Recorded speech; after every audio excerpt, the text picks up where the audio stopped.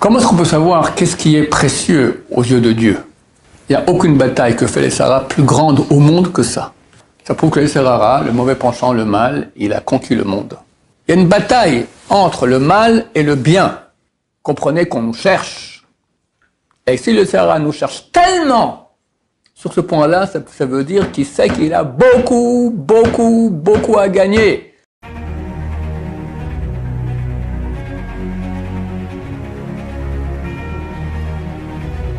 Ce jour dédié pour l'Atzlacha, la réussite dans la Parnassa, dans le gagne-pain de Emmanuel Moshe Mordechai Ben Geoula et de Sarah Simcha Bat Chana Bezrat Hashem.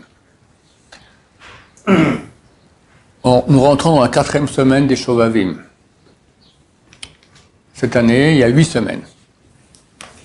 C'est une période très appropriée pour faire le tikkun, réparation des péchés sexuels.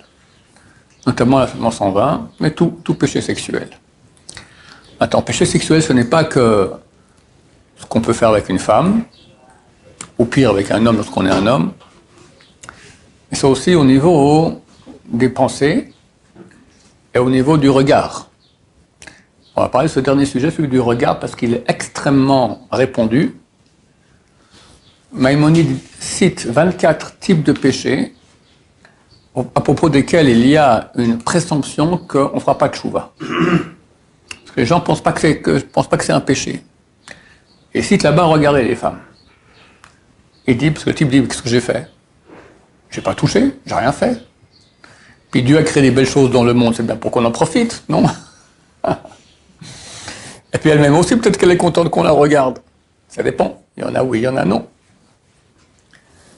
Donc il y a de fortes chances qu'on ne fera pas de tchouva là-dessus. Et pourtant, c'est un péché. C'est écrit clairement dans la Torah, on le dit 2 fois par jour dans le Shema Israël. Vous ne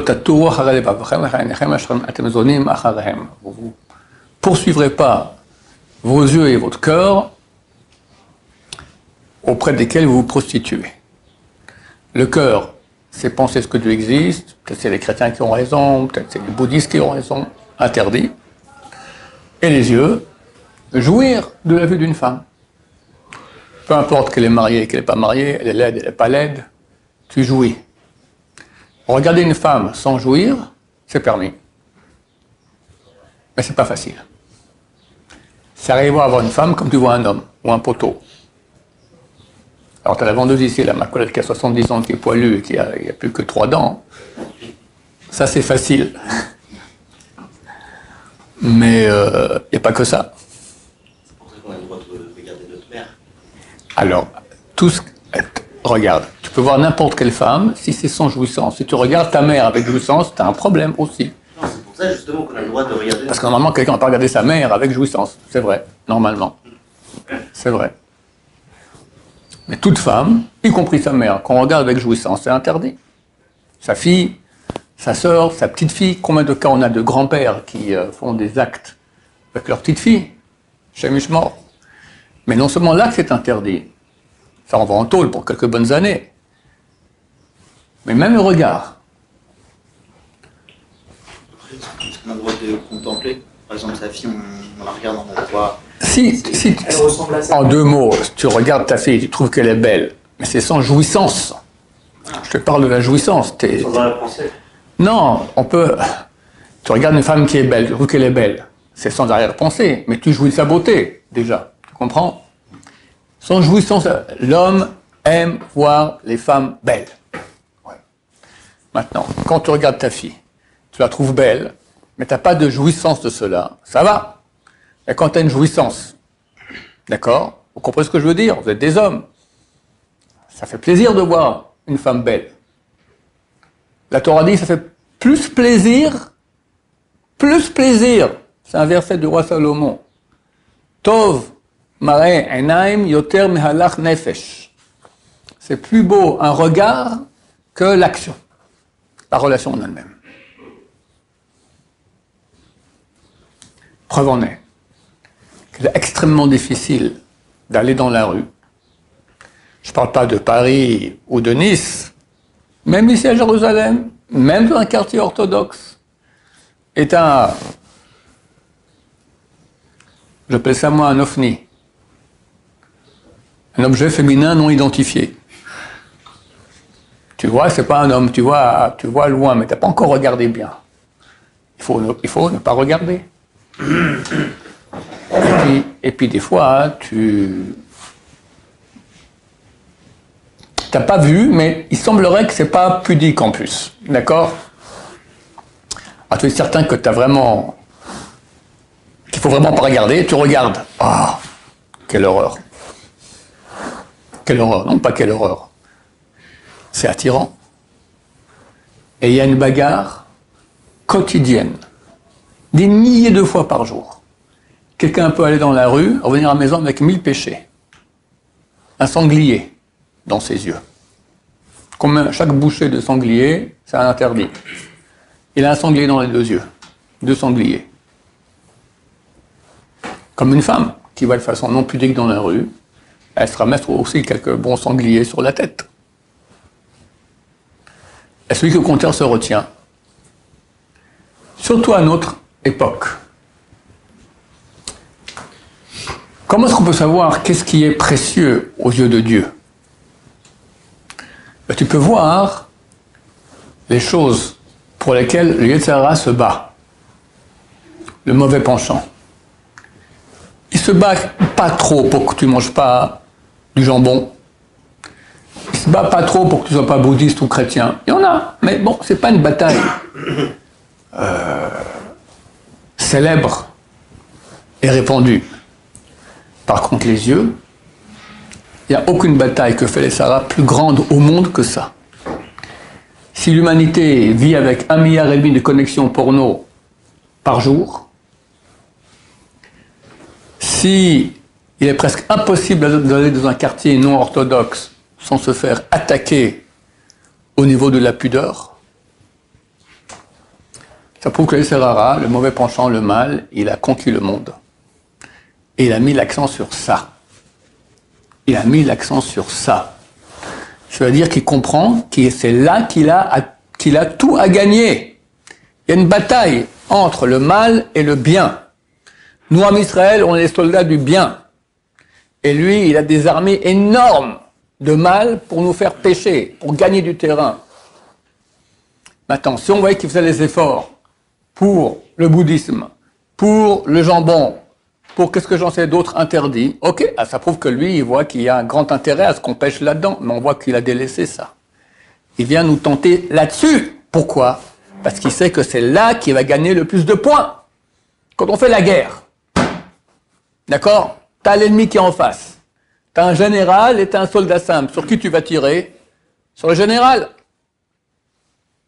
Donc le général, la tête, le fer de lance du peuple d'Israël, dans la sainteté, c'est les yeux. Et Sarah, il le sait, et il attaque les yeux. Donc à nous, chers amis, de faire des efforts incommensurables. C'est ça la bataille de la fin des temps. Il y avait un tzaddik qui devait être Mashiach. Phénoménal. Il connaissait toute la Torah. Énorme. Il s'appelait Meir Shalom, qu'on appelle Baba Meir, le fils de Baba Saleh. Phénoménal. Bien sûr, il voyait tout, Ruach HaKodesh, bien sûr, il faisait des miracles. Une connaissance en Torah qu'on n'a jamais vu quelqu'un d'autre, peut-être qu'il y a nous qu'à aujourd'hui, je ne sais pas, je ne peux pas savoir qui est plus grand des deux. Et beaucoup de rabbanim sont allés le voir, lui ont dit, donnez-nous la recette. Qu'est-ce qu'on doit faire? Que dire aux élèves pour réussir, pour se rapprocher de Dieu, pour être dans la sainteté? Vous connaissez tout ça. Il y a Ruach HaKodesh, quelqu'un qui a Ruach HaKodesh, qui a l'Esprit Saint, qui voit des choses que le commun des mortels ne voit pas. C'est écrit dans Tana de Beliaou, un livre qu'a écrit Eliyahu Hanavi. C'est pas lui qui a écrit, il en a enseigné ça à un Rav, on voit dans le Gemara, qui s'appelait Rav Anan.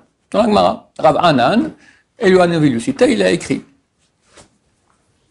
C'est marqué, je jure, Eliyahu Hanavi jure, que le Ruach HaKodesh se repose sur quelqu'un que d'après ses actions. Donc quand tu vois quelqu'un qui a Ruach HaKodesh, ça veut dire qu'il a des bonnes actions. Et vu que nous, on n'a pas tous Ruach HaKodesh, on se prouve qu'on n'a pas d'action. J'ai eu la semaine passée, j'ai rencontré quelqu'un que je connais depuis quelques dizaines d'années, c'est un Baal Tshuva. Celui qui est non religieux. Et il a fait des efforts incommensurables quand il a fait tchouva pour protéger ses yeux. Il était marié, il n'avait pas d'argent. Il est revenu de Kollel. Il faut prendre le bus. Mais le bus, c'est plein d'ovnis. Genre même des ophi, d'accord, des objets féminins identifiés. Chez Mishmor. Comment faire? Eh bien, il paye le taxi. Il n'y a pas d'argent. Il y avait un budget taxi énorme. Il faisait attention à ses yeux. Il m'a raconté qu'un jour, il a pris une mezouza, il a ouvert, il a vu toute l'histoire de la famille dans la mezouza. Il commençait à voir des choses, il a eu peur. Il allait voir le Rav Eliashiv, le grand de la génération. Il a examiné, posé quelques questions, il dit, c'est bon, tu as reçu un cadeau du ciel. Bravo, c'est pour aider le peuple d'Israël. Et ce type-là, il voit, je vais aller voir ça, parce qu'il a une question, d'accord, il voit des choses. Chez nous, à la maison, tous les gens, toute la famille, on sait très bien. Tu as perdu quelque chose, tu la payes, il te dit où ça se trouve. Il est vivant? Bien sûr, il est vivant. Je l'ai vu la semaine passée, il est encore vivant, Baruch Hashem, que je sache. Il a toujours ça? Il a toujours ça, Baruch Hashem. Beaucoup de gens m'écrivent, t'es intéressé, je te donnerai ses coordonnées, voilà, tu l'as payé très, très gentil, il répond, voilà, aucun problème. C'est français? Non, il ne parle pas français, hébreu ou anglais. On a demandé Baba Meir, donnez-nous la recette, vous avez le roi Koch. Ouais, le roi Koch Baba Meir, c'est des 1000 fois de plus que ce monsieur que je connais. Il a dit une seule chose. Attention, il a dit deux choses, la vérité. Il a dit les yeux et la bouche. Bouche, pas parler à la shonara. Les yeux, pas regarder les femmes.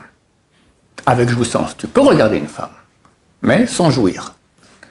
Si elle est belle, c'est très dur. Ça s'appelle du funambulisme. Arriver à la voir sans jouir. Alors, tu dois lui parler. Alors, tu regardes un peu de côté, comme ça, tu tournes un peu autour, comme ça, d'accord? Mais tu la regardes pendant 3 minutes dans les yeux, au bout d'un moment, si elle est belle, ben, si tu es un être humain, tu es un homme normal, ça fait un effet. Interdit. Interdit. Dans la rue, faire attention. Baisser les yeux. Moi, j'ai une grande chance. Je prends des lunettes. Je vais dans la rue. Baisser les lunettes. Voilà, je vois tout flou. Faire attention, parce que des fois, on voit un ovni, mais on ne voit pas. Alors, mais on regarde bien pour voir, tu as l'impression qu'il y a une mini, mais tu n'es pas certain, tu regardes comme ça, tu as une tête de religieux, ça fait pire. Donc il faut faire attention.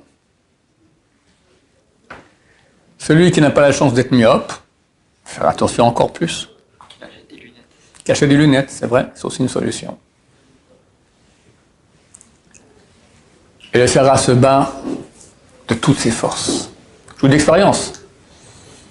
Tu as un ovni. Tu ne regardes pas, mais là, tu as une vitrine. Bah, tu regardes dans la vitrine, ça reflète. Tu te fais avoir. Tu roules en voiture. Pour le conducteur, c'est le plus dur. S'il y a un ovni, puis tu fermes les yeux, tu deviens un danger public.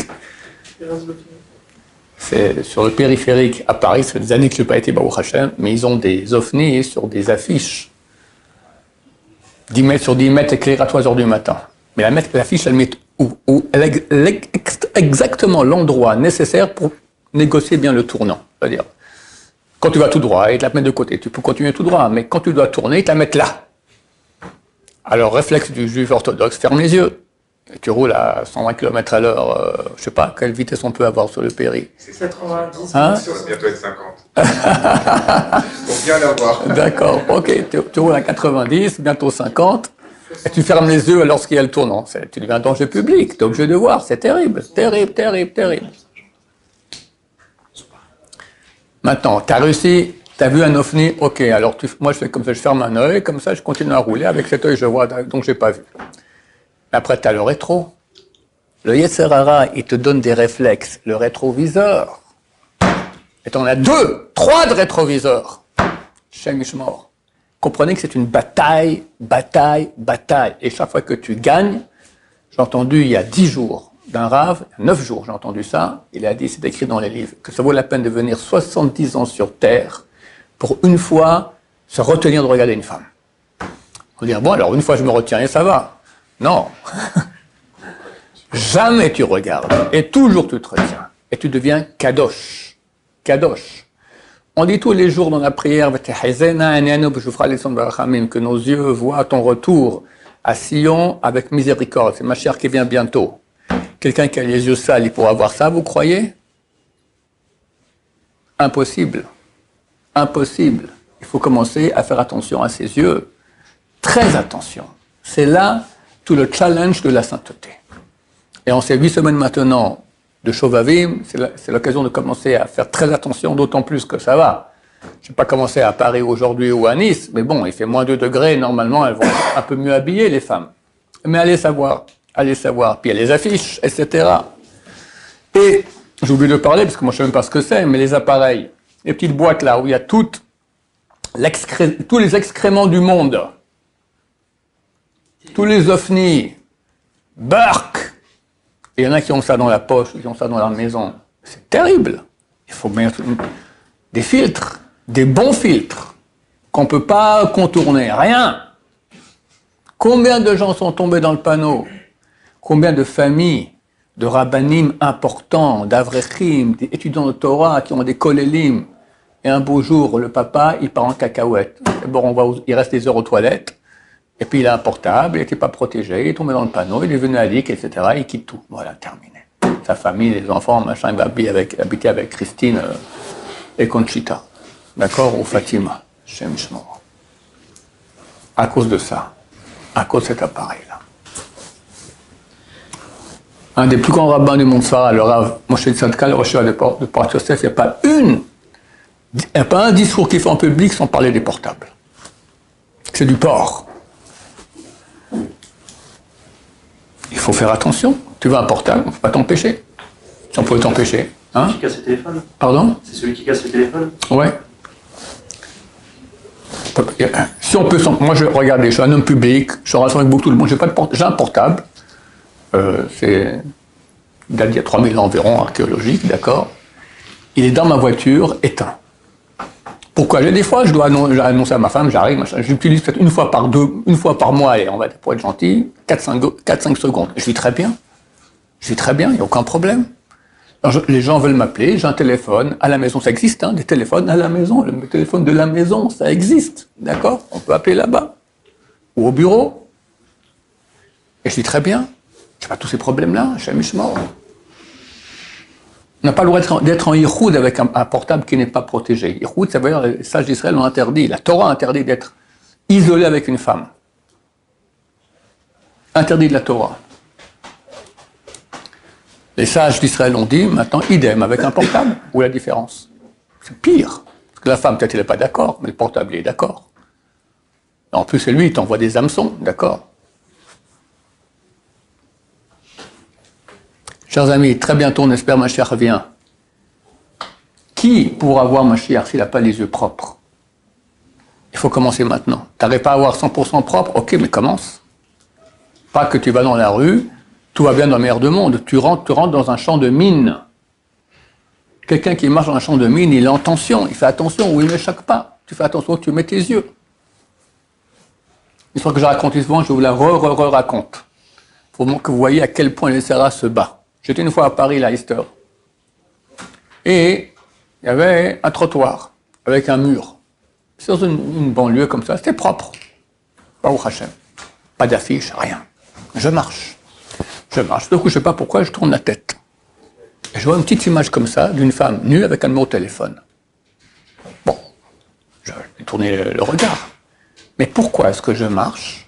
Et à ce moment, je tourne la tête ici. J'ai pas vu la petite photo, j'ai rien vu. Ça veut dire, et c'est écrit dans les livres, qu'il y a des millions d'anges du mal qui sont là pour te faire pécher. Et tu arrives, il te tourne la tête. Il te tourne la tête. J'avais aucune raison de tourner ma tête. Ici, je marchais pendant 100 mètres comme ça. À ce moment, je tournais assez petite. Il n'y a rien d'autre que là. Comprenez qu'on nous cherche.